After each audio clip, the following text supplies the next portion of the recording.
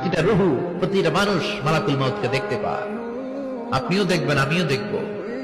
মুমিনদের কাছে এসে মালাকুল মাউত একজন যুবকের বেশে সাদা ধবধবে জুব্বা পরে সুগন্ধি মেখে মুমূর্ষু ব্যক্তির শিয়রে বসে বলে, ইয়া আইয়াতুহান নাফসুল মুতমাইন্নাহ, হে প্রশান্ত আত্মা, উখরুজি ইলা মাগফিরাতুল্লাহি ওয়া রিদওয়ানি, আল্লাহর ক্ষমা আর দয়ার দিকে বের হয়ে আসো। বলা মাত্রই মুমিনের আত্মাটা স্মুথলি বের হয়ে আসে। কাফান মিন আকফানিল জান্নাহ, হানুত মিন হানুতিল জান্নাহ, জান্নাত থেকে আনা সুগন্ধি কাফনের মধ্যে পেঁচিয়ে তিনি রূহটাকে নিয়ে ইল্লিনে চলে যায়।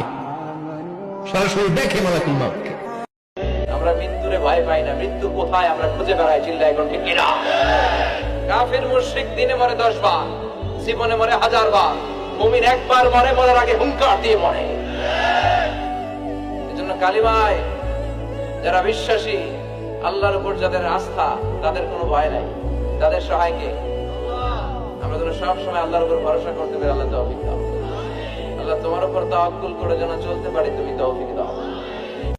জান্নাতীদেরকে নাজ নেয়ামত সব দেওয়ার পরে আল্লাহ বলবেন, ও জান্নাতীরা, কোরআনে হাদিসে নবীর কাছে আলেমদের মুখে যত নাজ নেয়ামতের কথা শুনেছো সব পাইছো না? সবাই বলবে, আল্লাহ পেয়েছি, অনেক মौज মাস্তি করেছি, জান্নাতকে মজা লেলো, জান্নাত তোমারই হ্যাঁ, সব পাইছি আল্লাহ সব। এক জান্নাতি হাত তুলে বলবে, আল্লাহ একটা পাই নাই। কি পাস নাই? আমাদের এই তো পাই নাই। আল্লাহ আপনারে পাই নাই। তখন আল্লাহ তাআলা নিজের গোপন সৌন্দর্যকে সেদিন জান্নাতীদের কাছে প্রকাশ করে দিলেন। বিশাল এক কনফারেন্স রুমে জান্নাতের ভেতরে লক্ষ লক্ষ নবীদেরকে নিয়ে বসবেন।